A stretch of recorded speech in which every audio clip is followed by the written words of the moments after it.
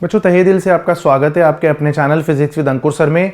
इस सीरीज में हम जनवरी सेशन 2026 के जेईई मेन के क्वेश्चंस कर रहे हैं। इसमें हम पूरा मॉडर्न फिजिक्स कवर करेंगे। इस वीडियो के अंदर मॉडर्न फिजिक्स के 20 क्वेश्चन आए जेईई मेन के 10 सेशंस में। एवरेज तौर पे हर सेशन में 2 क्वेश्चन आए डुअल नेचर एटम्स और न्यूक्लियाई से। तो आप इसको एक्स्ट्रापोलेट करें तो आप मान सकते हैं कि नीट में एटलीस्ट 3 से 4 क्वेश्चन आप मॉडर्न फिजिक्स से एक्सपेक्ट कर सकते हैं।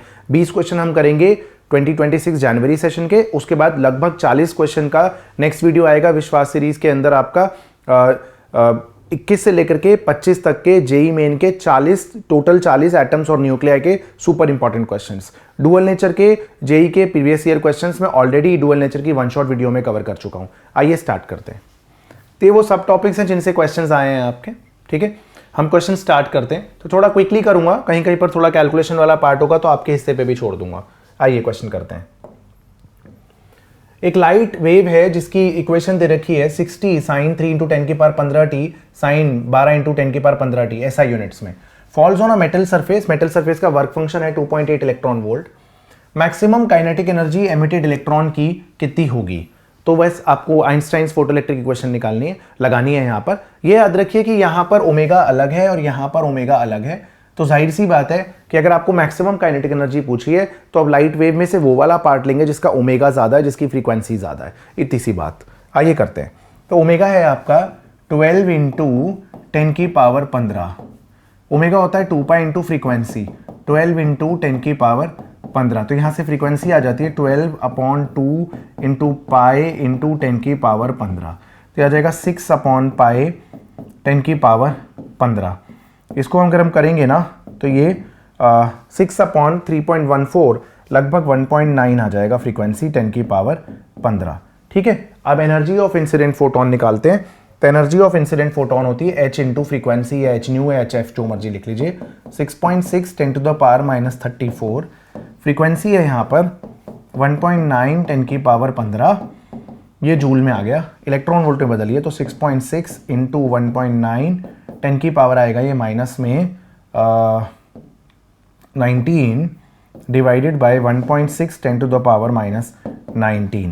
तो ये आ गया आपका 6.6 into 1.9 divided by 1.6 electron volt बच्चों। ठीक है, परफेक्ट है। देखिए अब ये क्या आएगा हमारा सॉल्व करके। ये आएगा 6.6 को 1.9 से मल्टीप्लाई करिए। ठीक है, तो ये आ जाता है आपका 6.6 इंटू 1.9 9 6 54 9 6 54 59 66। तो आ जाएगा आपका 4 15 और ये कितना आ गया आपका 12। तो ये आ जाएगा आपका 12.54। 12.54 को अगर आप 1.6 से डिवाइड करते हैं तो ये अप्रॉक्सीमेटली आ जाता है आपका ये अप्रॉक्सीमेटली आ जाएगा आपका 7.9 इलेक्ट्रॉन वोल्ट के आसपास। ठीक है, 7.9 के आसपास। ठीक है, उसके बाद अगर आप देखें यहाँ पर तो एनर्जी 7.9 के आसपास आ गई। कैलकुलेशन एक बार आप देख लीजिएगा, मैंने काफ़ी क्विकली लिख दी है तो रफ एस्टिमेट करके। Work function plus K E max. ठीक है, तो एनर्जी है आपकी 7.9 इलेक्ट्रॉन वोल्ट, वर्क फंक्शन है 2.8 इलेक्ट्रॉन वोल्ट के आसपास प्लस के ई मैक्स। ठीक है बच्चों, तो ये आ जाएगा आपका यहाँ पर 7.9 में से 2.8 अगर आप माइनस करते हैं तो ये आ जाएगा 5.1 इलेक्ट्रॉन वोल्ट के आसपास आपकी काइनेटिक एनर्जी रहेगी बच्चों। ठीक है, तो ऑप्शन डी आपका करेक्ट आंसर रहेगा।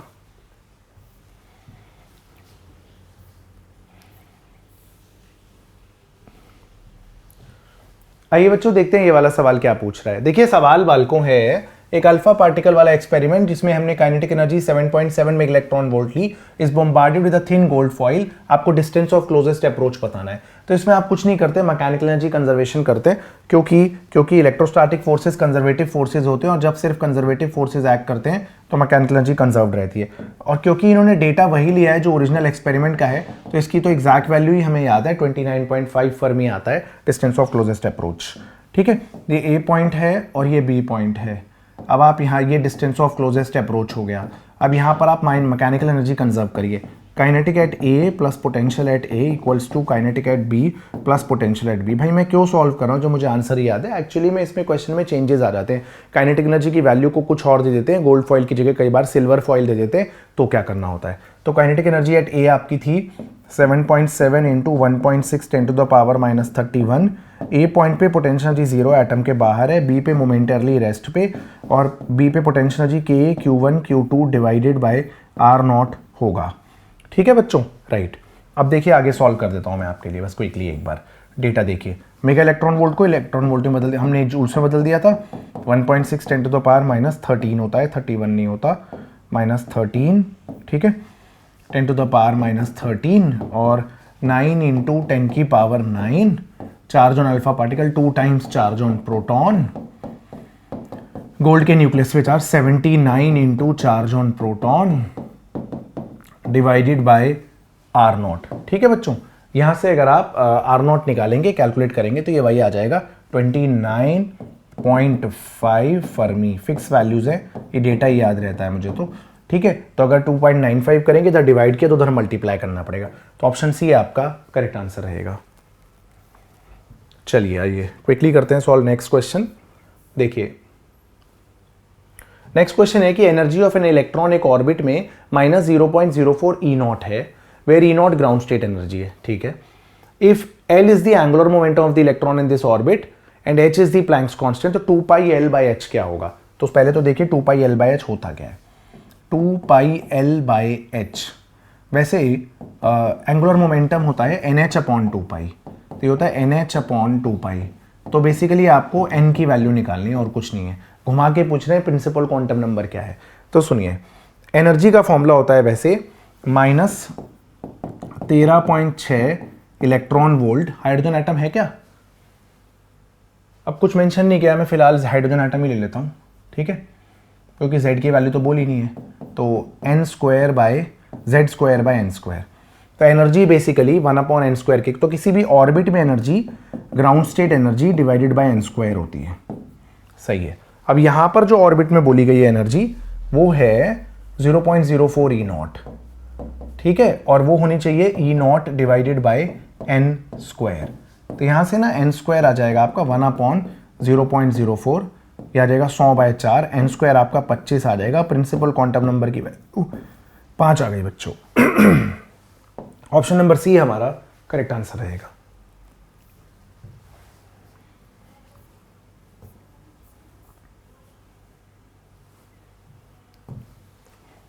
आइए देखते हैं बच्चों अगला सवाल हमसे क्या पूछता है।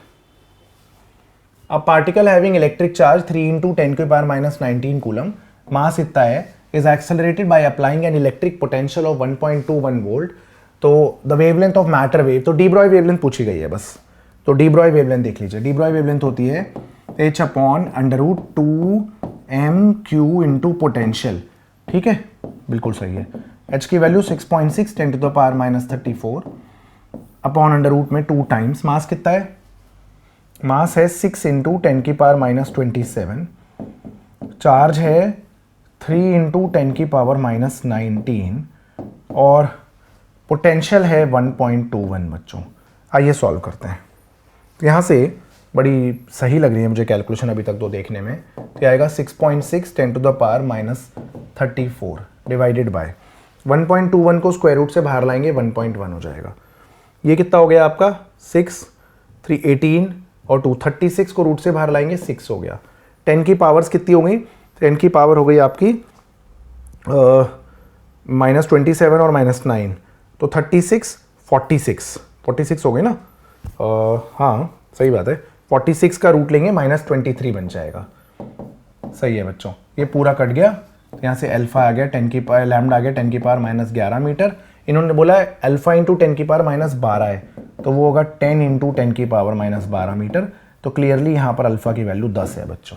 तो अल्फा की वैल्यू यहाँ पर 10 है। काफ़ी आसान सवाल था बालकों, काफ़ी प्यारी कैलकुलेशंस थी, यही होना चाहिए एक्चुअली में।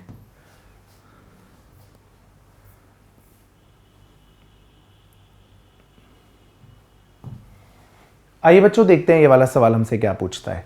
देखिए सवाल है बच्चों, the minimum frequency of photon required to break a particle of mass 15.348 AMU into 4 alpha particles is. अच्छा, तो एक पार्टिकल है x, वो 4 अल्फा पार्टिकल में टूट रहा है और प्लस हमें कुछ एनर्जी चाहिए ऐसा करने के लिए। तो हम पहले तो मास डिफेक्ट निकालते हैं। तो मास डिफेक्ट हम निकाल लेते हैं, ठीक है, डेल्टा m।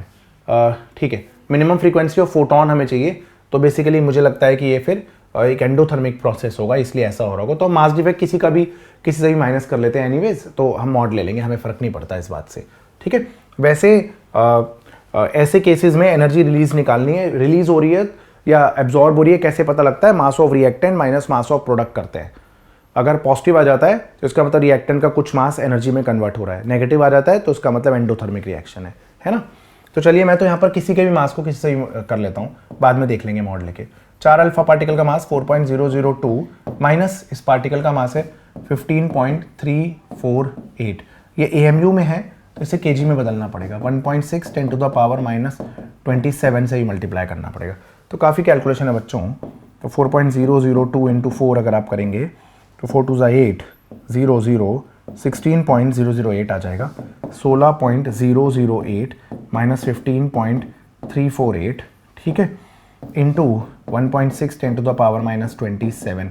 ये मास डिफेक्ट हो गया बच्चों, ठीक है। मैं कैलकुलेशन थोड़ी अवॉइड कर रहा हूँ बच्चों, आप कर लीजिएगा। यहाँ पर एनर्जी का फॉर्मूला जो है वो आ जाएगा डेल्टा mc², ठीक है। तो ये आ जाएगा आपका 16.008 minus 15.348 into 1.6 10 to the power -27, AMU को kg में बदला, स्पीड ऑफ लाइट का स्क्वायर 3 इंटू 10 की पावर 8 का स्क्वायर, ठीक है बच्चों। आई होप आप समझ गए। तो ये एनर्जी हो गई। अब एनर्जी के बाद आपको क्या निकलना है? मिनिमम फ्रीक्वेंसी चाहिए। तो इसी एनर्जी को अब आप h न्यू रख दीजिए, इसी एनर्जी को आप h इंटू न्यू रख दीजिए, फ्रीक्वेंसी पूछिए ना। तो h मतलब Planck's constant 6.6 10 to the power -34 multiplied by frequency बच्चों। तो यहाँ पर कैलकुलेशन थोड़ी ज़्यादा है बच्चों, आप कर लीजिएगा। 14 पॉइंट समथिंग वाला आंसर आ जाएगा आपका, है ना। तो मेरे ख्याल से C या D में से, A या D में से कोई एक आंसर है, राइट। कर लीजिएगा बच्चों कैलकुलेशन, मैं स्किप कर देता हूँ, ठीक है। चलिए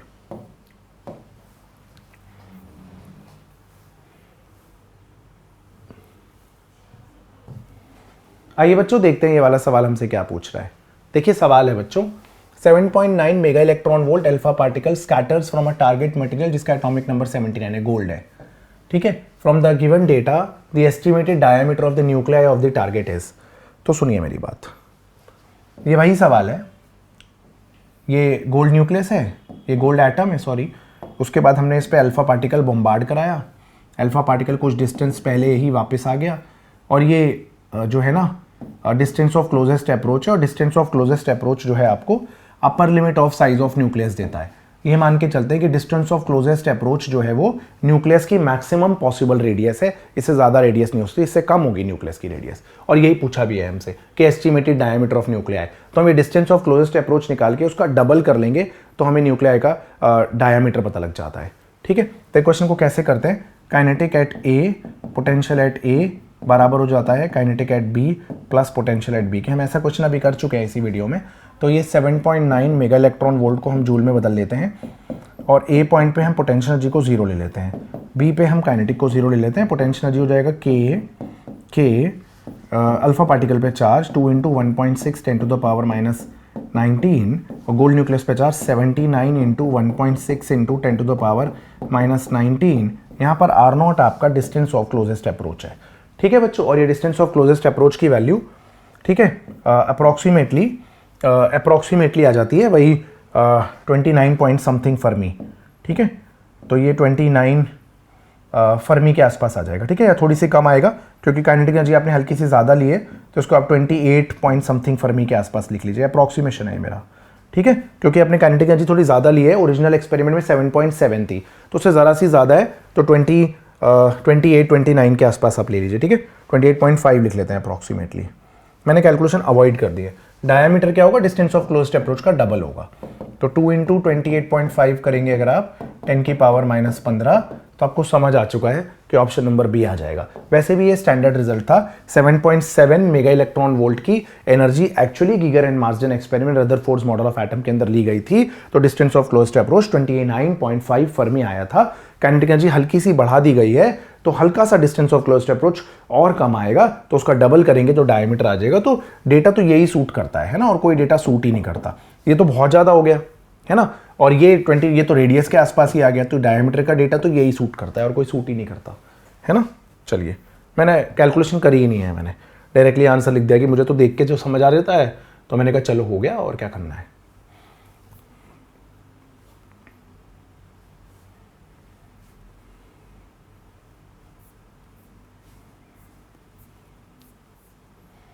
आइए बच्चों, इसमें भी बहुत कैलकुलेशंस है, एक बार ट्राई करते हैं। तो मैं आपको एक बार क्विकली बता दूंगा करना क्या है, थोड़ी कैलकुलेशन वाला पार्ट में स्किप कर देता हूँ आलस की वजह से, ठीक है। The smallest wavelength of Lyman series 91 metre है, नैनोमीटर है, ठीक है। The difference between the largest wavelength of Paschen series and Balmer series is. तो पहले तो रिडबर्ग फॉर्मूला क्या है, पहले तो आपको ये देखना पड़ेगा कि ये लाइमन सीरीज की जो बात हो रही है, one by lambda is R 1/n1 square minus 1/n2 square, Z square भी होता है इसमें, ठीक है। तो अब इसमें बोला है स्मॉलेस्ट वेवलेंथ, तो स्मॉलेस्ट वेवलेंथ के लिए लाइमन सीरीज है ना, लाइमन सीरीज का n1 होता है, और स्मॉलेस्ट वेवलेंथ के लिए n2 इनफाइनाइट होता है, मैक्सिमम एनर्जी। तो ये आ जाएगा r ही आ जाएगा, है ना, आर जेड स्क्वायर। अच्छा, तो प्रॉब्लम क्या है यहाँ पर कि R की वैल्यू होती है 912 एंगस्ट्रॉम। अगर आप देखेंगे नैनोमीटर में तो वो 91 नैनोमीटर ही होती है। तो बेसिकली यहाँ से क्लियर हो गया कि फिर जो है Z जो है वो एक्चुअली में 1 है। तो आपको हाइड्रोजन एटम के लिए ही इसे सॉल्व करना है बेसिकली, है ना। तो ये भी एक इंपॉर्टेंट चीज़ थी। आइए अब अगला पार्ट देखते हैं। अब इन्होंने बोला है longest wavelength of Paschen and Balmer series. तो हम इसको पास्टन लिख देते हैं, R है ना, पास्टन के लिए लॉन्गेस्ट, तो लाइमन बाल्मर पास्टन, तो n1 3 n2 4, लॉन्गेस्ट वेवलेंथ के लिए n2 4, ठीक है, परफेक्ट है। तो 1/λ p हो गया आपका R 16 माइनस 9/9 इंटू 16। तो पास्टन सीरीज का लैम्डा क्या आएगा, 9 इंटू 16/7R, ठीक है, 9 इंटू 16/7R पास्टन सीरीज। उसके बाद क्या है बाल्मर सीरीज।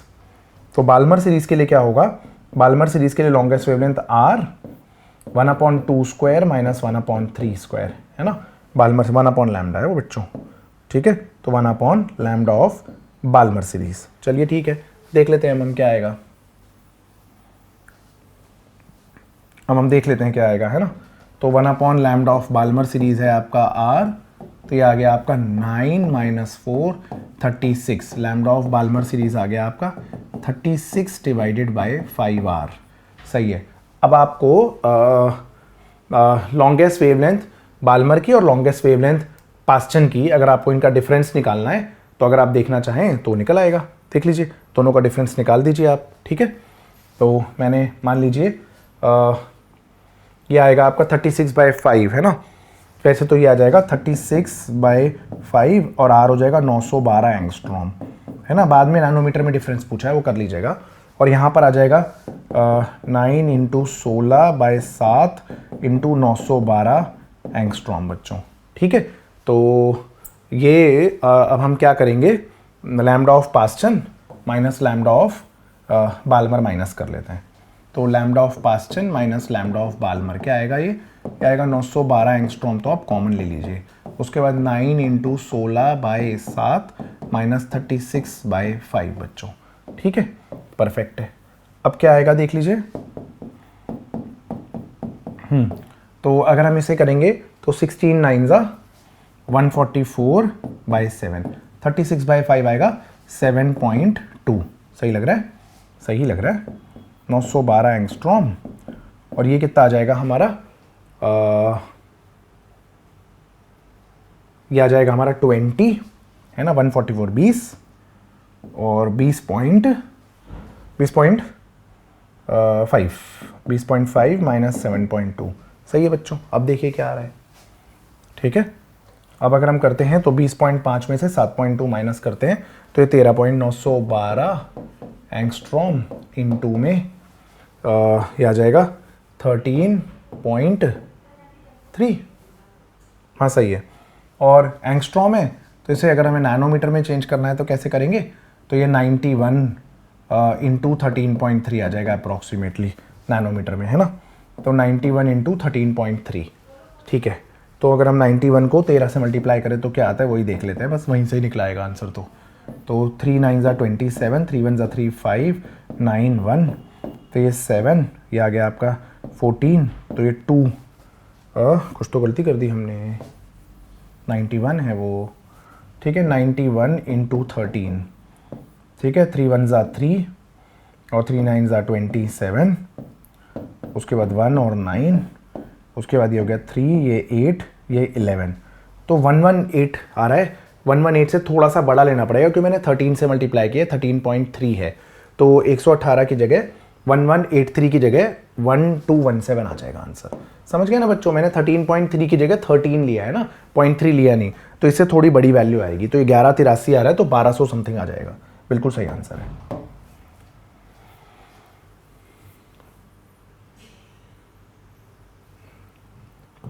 आइए बच्चों देखते हैं अगला सवाल क्या बोल रहा है हमसे। सवाल है बच्चों, light is incident on a metallic plate having work function, तो मेटालिक प्लेट का वर्क फंक्शन आपको दे रखा है 110 इंटू 10 की पावर -20 जूल, सही है, वर्क फंक्शन है।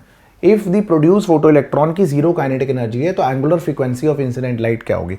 आइंस्टाइन की फोटो इलेक्ट्रिक इक्वेशन, एनर्जी बराबर है work function plus K E max के, इसमें भी कोई दिक्कत नहीं है, के ई मैक्स तो इन्होंने बोला है 0 है, तो जो एनर्जी है वही वर्क फंक्शन है। एनर्जी होती है h into frequency, h into new, और ये है आपका 110 इंटू 10 की पावर -20, ठीक है। तो फ्रीक्वेंसी आ गई आपकी 110 इंटू 10 की power -20 divided by 6.6 10 to the power -34, indeed, सही है बच्चों। तो यहाँ से फ्रीक्वेंसी आ जाएगी आपकी 110 को अगर हम काटे ना यहाँ से तो आएगा 100 इंटू 10 की पावर माइनस में 10 की पावर 14 डिवाइडेड बाय 6 आ जाएगा। अब आपको ओमेगा चाहिए ना, तो वो होगा 2 पाई न्यू, तो 2 इंटू 3.14 इंटू 10 की पावर 16 बाय 6, तो ये 1 पॉइंट समथिंग आ जाएगा, 6.28 है ना, 6.28 को अगर आप 6 से डिवाइड करेंगे तो ये 1 पॉइंट समथिंग इंटू 10 की पावर 16 आ रहा है बच्चों, है ना। एक बार देख लेते हैं, omega 6.28 by 16 into 10 by 6 into 10 के पावर 16, तो हमारा ये 1.66 तो आ ही नहीं रहा है ना, तो 1.04 ही आ रहा है इंटू 10 के पावर 16, तो डी ऑप्शन हमारा करेक्ट आंसर रहेगा बच्चों।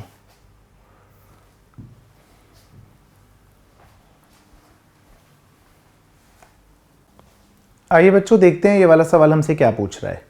तो देखिए सवाल है बच्चों, in a hydrogen spectrum R Rydberg constant है, ए है the maximum wavelength of radiation in Lyman series, maximum wavelength Lyman series में, तो वैसे 1/λ होता है r 1/n1 square minus 1/n2 square, तो अगर लाइमन सीरीज की मैक्सिमम वेवलेंथ निकालनी है तो n1 तो 1 होता है और n2 को 2 लेना पड़ेगा, तो ये 1/λ आ गया आपका 3r/4, यहाँ से लैम्डा आपका 4/3 टाइम्स r आता है, तो 4/3r आता है, तो ये तो ठीक है, ए पार्ट तो ठीक है बिल्कुल, है ना, तो इसको उड़ा दीजिए फिर, ए तो ठीक है।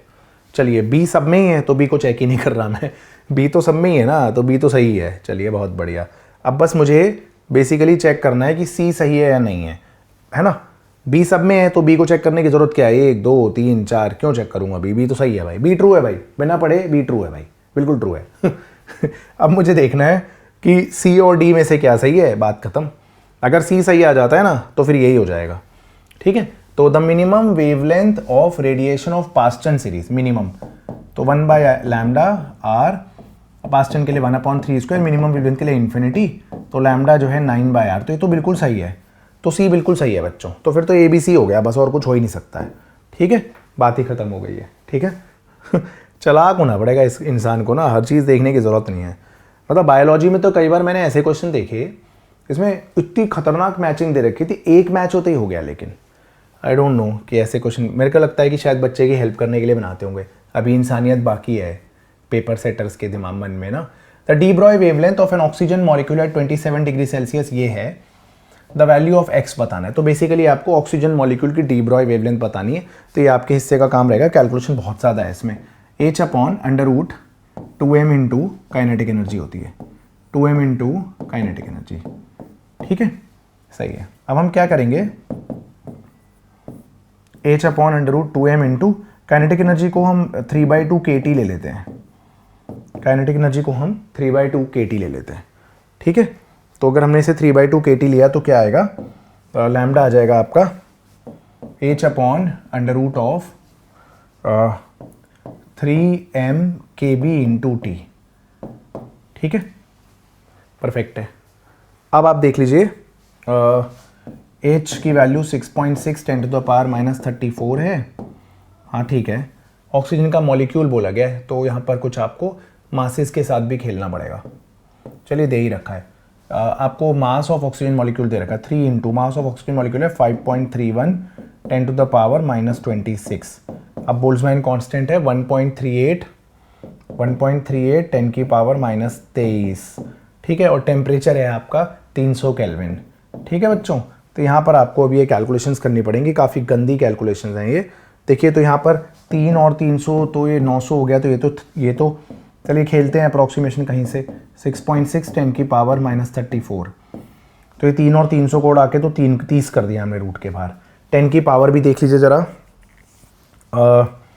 ये एक 26 है एक 23 है, तो ऐसा कर लीजिए आप इसको ना, एक को 25 कर लीजिए, इसको आप 10 से मल्टीप्लाई कर लीजिए, 10 की पावर -26। हम इसको क्या करते हैं, अगर हम इसे 10 की पावर -25 इंटू 10 की पावर -1 लिख लेते हैं, ठीक है।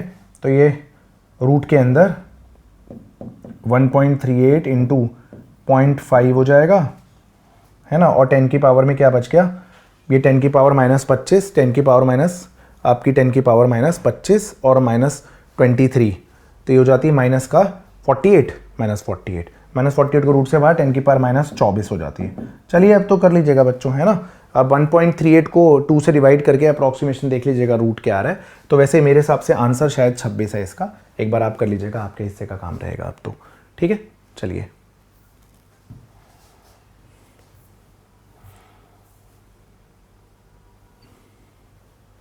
आइए बच्चों देखते हैं अगला सवाल क्या है। The average energy release per fission for the nucleus 23592 uranium nucleus की average energy 190 mega electron volt है। When all the atoms of 47 gram pure uranium undergo fission process, तो एनर्जी रिलीज क्या होगी।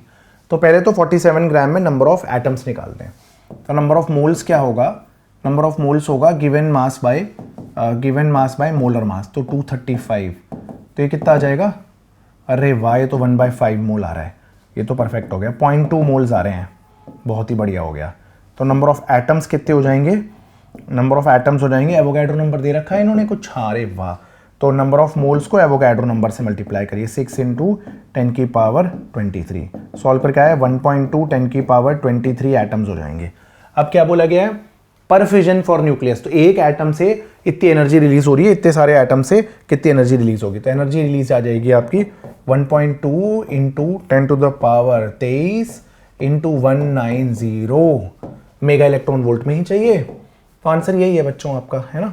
190 को 1.2 से मल्टीप्लाई करना है, जो ये आ रहा है वही आंसर है आपका, ठीक है। इसको कर लीजिएगा, जो भी आएगा 190 + 38, तो कितना हो जाएगा, 228 आ गया बच्चों, ठीक है। 228 आंसर रहेगा। तो अल्फा इंटू 10 की पावर 23 बोला हो गया, तो अल्फा की वैल्यू 228 आ गई। तो ठीक लग रहा है क्वेश्चन, तो परफेक्ट है काफ़ी, कोई खासा दिक्कत नहीं थी इस क्वेश्चन में। आइए अगला सवाल करते हैं बच्चों। Which of the following pair of nuclear isobars, isobars क्या होते हैं, सेम मास नंबर होना चाहिए बट एटॉमिक नंबर डिफरेंट होना चाहिए, बट डिफरेंट एटॉमिक नंबर।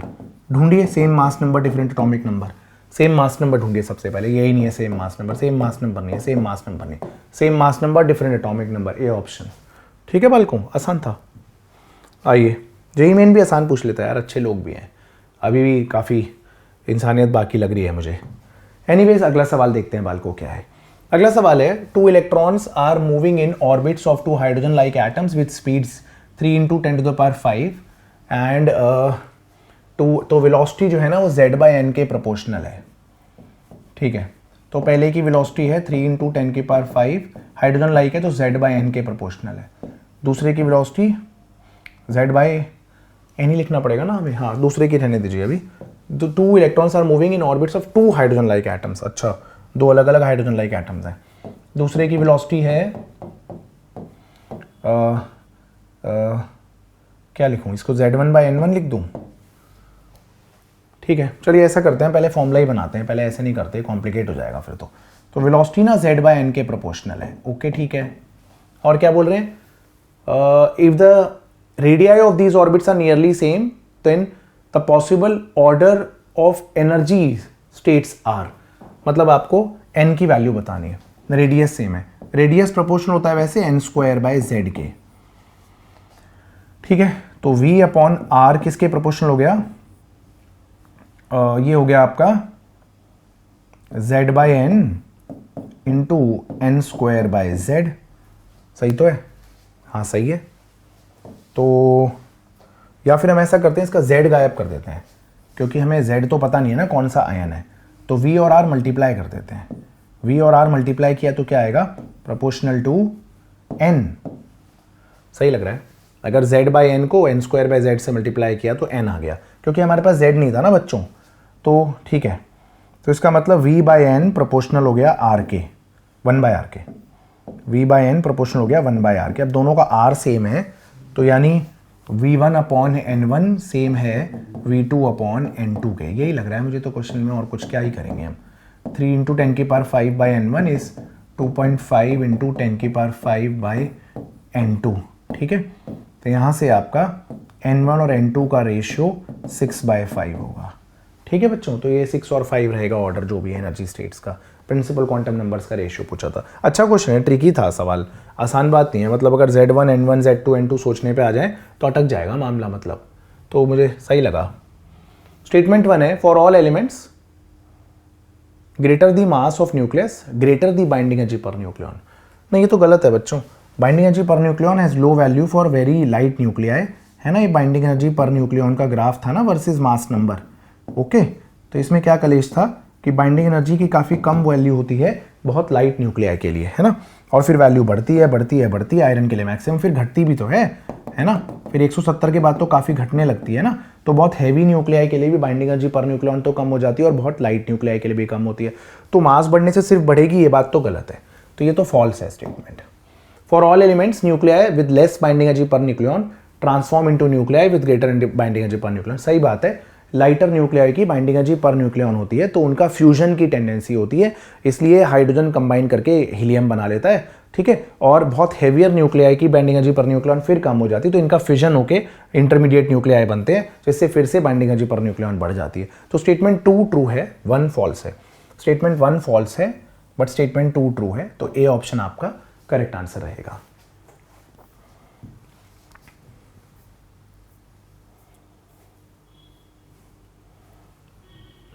आइए बच्चों देखते हैं ये वाला सवाल हमसे क्या पूछता है। थोड़ा मैं फास्ट कर रहा हूँ बच्चों, तो कहीं पर कैलकुलेशन वाला पार्ट स्किप कर देना वीडियो की ड्यूरेशन को थोड़ा कम करने के लिए। ठीक है, आपका और मेरा दोनों का थोड़ा समय बच जाए। आपको तो करनी है कैलकुलेशन, आप जब डॉक्टर बन जाएंगे तो मोटे नोट कमाएंगे, हैं, एक सर्जरी के 50,000 रुपये लेंगे, तो इतना पैसा आएगा, तो कैलकुलेशन तो आपकी तेज़ होनी चाहिए ना बालकों। When a light of given wavelength falls on a metallic surface, the stopping potential for photoelectrons is 3.2 volt. ठीक है, if a second light of wavelength twice the first light is used, stopping potential इतना हो गया। Energy is work function plus K E max लगाइए, energy is equal to work function plus E into V naught. अब आप ऐसा करिए कि आप एनर्जी के लिए ना 12400 यूज कर लीजिए। 12400 जो लैम्डा आएगा वो एंगस्ट्रॉम में आएगा अपने आप ही, is equal to work function plus 3.2 electron volt. ये आपकी पहली इक्वेशन हो गई। दूसरे केस में इफ अ सेकेंड लाइट हमने डबल वेवलेंथ की यूज करी, जो लैम्डा आएगा यहाँ से वो एंगस्ट्रॉम में आएगा, 12/2 ऑफ लैम्डा। वर्क फंक्शन वही है हमारा, स्टॉपिंग पोटेंशियल हमारा 0.7 हो गया, तो 0.7 इलेक्ट्रॉन वोल्ट आ गया, प्लस 0.7 इलेक्ट्रॉन वोल्ट। जानते हैं ना बच्चों आप, एनर्जी का फॉर्मूला होता है 12400, अगर हमने लैम्डा एंगस्ट्रॉम में लिया है तो सीधे एनर्जी है इलेक्ट्रॉन वोल्ट में आ जाती है। एक तरीका होता है एनर्जी हमने hc/लैम्डा लिखी, एनर्जी जूल्स में आई, फिर 1.6 10⁻⁻19 से डिवाइड किया, एनर्जी इलेक्ट्रॉन वोल्ट में आ गई। इससे अच्छा तरीका क्या है कि एनर्जी सीधे आप 12400 डिवाइडेड बाय लैम्डा, जो भी एंगस्ट्रॉम में है, मीटर में चेंज करने की जरूरत नहीं है। जैसे 4000 एंगस्ट्रॉम है तो 4000 एंगस्ट्रॉम रहने दीजिए, वो पुट करेंगे तो सीधे एनर्जी इलेक्ट्रॉन वोल्ट में आ जाती है। अब आपको क्या बोला गया है, वेवलेंथ ऑफ फर्स्ट लाइट, तो लैम्डा पूछा गया है बेसिकली। तो ठीक है, तो हम क्या करते हैं, इक्वेशन 1 में से 2 माइनस कर देते हैं। तो 12400 divided by this minus this करेंगे तो नीचे 2 लैम्डा ही बचेगा, इज इक्वल टू 3.2 में से 0.7 माइनस करेंगे तो 2.5 इलेक्ट्रॉन वोल्ट बचेगा। ठीक है बच्चों, परफेक्ट है। ये भी आपका लैम्डा एंगस्ट्रॉम में आ रहा है। ठीक है, और हम यहाँ पर अगर इलेक्ट्रॉन वोल्ट है तो इलेक्ट्रॉन वोल्ट से इलेक्ट्रॉन वोल्ट हम काट भी देते हैं, तो 12400/5 आ रहा है आपका लैम्डा। ठीक है बच्चों, बिल्कुल सही बात है। तो ये क्या आ जाएगा आपका,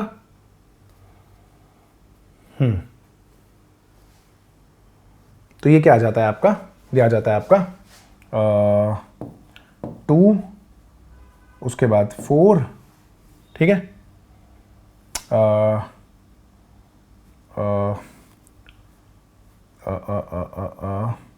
248 पॉइंट समथिंग आ जाएगा ना। तो बेसिकली ये एंगस्ट्रॉम में आ रहा है बच्चों, है ना। 24, रुक जाइए मैं कर देता हूँ आपके लिए, है ना। ये आ जाएगा आपका 2480 आ जाना चाहिए, है ना। हाँ यही आ जाना चाहिए, या जो भी है 249 के आसपास। हाँ ठीक है, 12500 ले लो ना यार, मैं क्या कर रहा हूँ और क्यों कर रहा हूँ। 12500/5 थोड़ी बेसिक कैलकुलेशन में कभी कभी अटक जाता हूँ, सॉरी। ठीक है, 12500 लेके कर लो अप्रॉक्सीमेटली। 12400/5 करोगे तो 12500 होता तो सीधे 2500 आ जाता। 2500 एंगस्ट्रॉम का मतलब यही होता है, 2.5 10⁻⁷। सॉरी बच्चों, हैंग हो गया था जरा। ठीक है,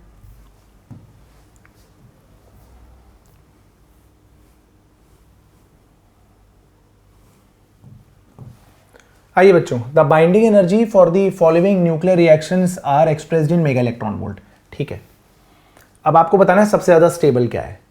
तो ये तो 4 तो सबसे ज्यादा स्टेबल ही होता है। तो याद रखिए binding energy product minus reactant, product binding energy of product मतलब helium 4 minus binding energy of reactant 3/2 helium is equal to 20 mega electron. इसका यही मतलब होता है। फिर से binding energy of product, binding energy of 5 helium minus binding energy of 4/2 helium है is equal to -0.9। ठीक है, ये 4 नहीं लग रहा मुझे, ये लग रहा है कि यहाँ पर ये बेसिकली, हाँ ठीक है चलिए, ठीक है। तो इसमें क्या हो रहा है, 4 की बाइंडिंग एनर्जी पर न्यूक्लियॉन क्लियरली 3 से तो ज़्यादा ही है। ठीक है, अगर हम इन दोनों को ऐड कर लेते हैं, सुनिए सुनिए सुनिए, बाइंडिंग एनर्जी 4 की 3 से ज़्यादा है और 5 - 4 करे हो तो नेगेटिव आ रहा है, तो 4 की 5 से भी ज़्यादा है। ठीक है, अब अगर हम दोनों इक्वेशंस को ऐड कर लेते हैं, दोनों इक्वेशंस को ऐड करते हैं तो यहाँ से हीलियम 4 गायब हो जाएगा।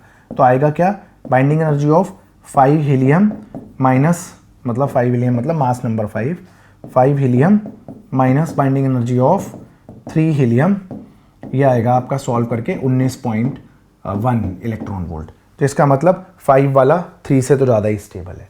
ठीक है, तो 4 सबसे ज़्यादा, फिर 5, फिर 3। ए ऑप्शन आपका करेक्ट आंसर रहेगा। अच्छा क्वेश्चन था, थ्योरेटिकल बढ़िया क्वेश्चन लगा मुझे, काफ़ी बढ़िया।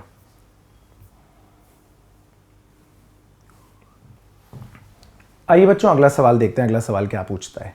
सवाल है बच्चों, an atom 8/3x is bombarded by a shower of fundamental particles and in 10 seconds this atom absorbed 10 electron, 10 proton, 9 neutron. The percentage growth in surface area of the nucleons. अच्छा, तो पहले रेडियस में ही देखते हैं। तो पहले रेडियस क्या थी, रेडियस होती है r0 मास नंबर का क्यूब रूट। तो पहले रेडियस कितनी थी, ये थी r0 है ना, 8 का क्यूब रूट, तो ये थी पहले 2r0। तो पहले एरिया कितना था, ये था 4πr1 स्क्वायर, 4πr1 स्क्वायर। तो पहले एरिया ये था, तो 4π 2 टाइम्स r0 का स्क्वायर, तो ये था आपका 16πr0 स्क्वायर, ये पहले एरिया था। बाद में मास नंबर कितना हो गया, इलेक्ट्रॉन को भूल जाइए, उसने 10 प्रोटॉन और 9 न्यूट्रॉन ले लिए, 19 और 8 27 हो गया। तो बाद में रेडियस हो गई r0 27 का क्यूब रूट, तो ये हो गया 3 टाइम्स r0। तो बाद में एरिया क्या हो जाएगा, 4π × 3r0 का स्क्वायर, तो यानी 4π × 9r0 स्क्वायर, तो ये 9 4 36πr0 स्क्वायर है ना। तो πr0 स्क्वायर को अगर मैं x लिख लूँ तो 16x से हो गया ये 36x। तो अगर परसेंटेज निकालना है तो कैसे निकलेगा, ये आएगा 36x - 16x/16x × 100। तो ये आएगा 20/16 इंटू 100, तो ये आएगा आपका 125% है ना, 125%। तो ये आपका सी ऑप्शन बच्चों करेक्ट आंसर रहेगा।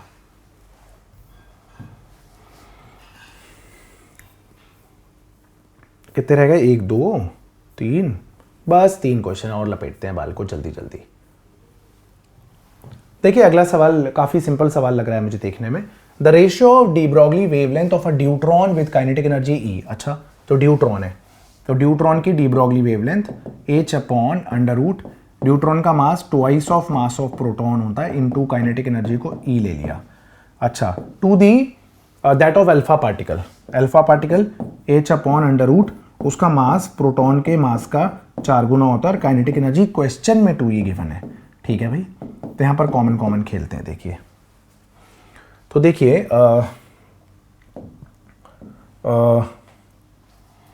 ठीक है, h तो ऊपर रहेगा ही रहेगा और हमें 4m रखना है अंदर, तो 4m इंटू ई रख लीजिए, तो 2 बाहर आ जाएगा। देखिए अंदर 4m ही है तो 4m ही रख लीजिए, 2 2 जा 4, 4 का रूट 2 बाहर आ जाएगा, तो 4m ही अंदर हमने छोड़ दिया है ना। तो lambda of alpha particle basically lambda of deuteron by 2 आ रहा है, लैम्डा ऑफ ड्यूट्रॉन बाय 2 आ रहा है ना। अब रेशियो किसका निकालना है, तो alpha deuteron by alpha particle निकालना है ना। तो ड्यूट्रॉन बाय अल्फा पार्टिकल 2:1 आएगा बच्चों, n की वैल्यू 2 है। ओके, आई होप आप समझ गए। चलिए ये भी ठीक ही लग रहा है। The nucleus has a mass number alpha and radius R alpha, another nucleus has mass number beta and radius R beta. अच्छा तो इसमें क्या है, तो आर अल्फा हो गया अल्फा का क्यूब रूट, आर बीटा हो गया आपका बीटा का क्यूब रूट। अब आपको क्या करना है, R alpha upon R beta क्या होगा, अल्फा अपॉन बीटा का क्यूब रूट। हाँ ठीक है, तो ये अल्फा बीटा है 8 अल्फा, बीटा आपका 8 अल्फा तो अल्फा अपॉन 8 अल्फा का क्यूब रूट, तो ये सॉल्व करके 1/2 आएगा बच्चों। ठीक है, तो 1/2 मतलब 0.5, डी ऑप्शन आपका करेक्ट आंसर रहेगा। आइए बच्चों देखते हैं एक बार ये अंतिम सवाल हमसे क्या पूछ रहा है। कह रहे हैं number of photons of equal energy emitted per second by a 6 milliwatt laser source operating at 663 nanometre is. तो number of photons emitted per second का फॉर्मूला होता है, number of photons emitted per second का formula होता है, और क्या होता है, power of source divided bye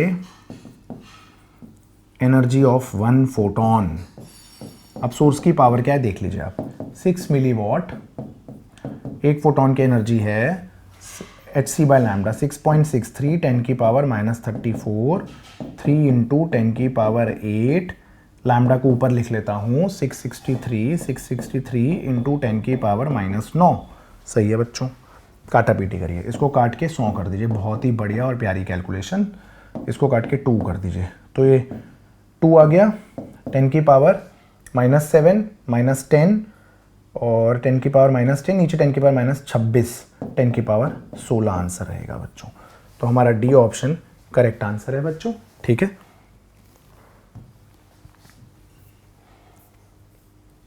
thank you so much बच्चों। हम विश्वास सीरीज कर रहे हैं जिसमें हम एक्चुअली में पहले बुक 2 क्लास 12 से स्टार्ट किया हमने। हम चैप्टर की 1 शॉट डालते हैं आपके लिए, उसके साथ चैप्टर की 2 प्रैक्टिस वीडियोस आती हैं क्वेश्चन की, जिसमें एक वीडियो के अंदर जेईई मेन जनवरी सेशन के क्वेश्चन होते हैं और एक वीडियो के अंदर 21 से लेकर के 25 तक के most important selected JEE main के क्वेश्चंस होते हैं। इस चैनल को आप सब्सक्राइब कर लीजिए क्वेश्चंस को प्रैक्टिस करने के लिए। नीट के पेपर तक हम आपके साथ खड़े हुए हैं।